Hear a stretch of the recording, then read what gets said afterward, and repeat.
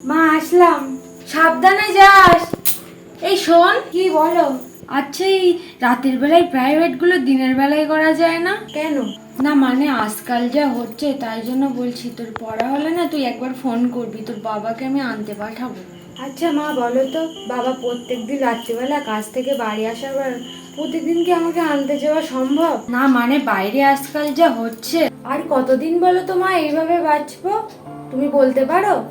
এমন একটা দেশে বসবাস করি যেখানে মেয়েদের কোনো স্বাধীনতা নেই, আর আমি রাত্রেবেলা পড়তে গেলে সেফ না, দিনের বেলায় পড়তে গেলেই আমি সেফ?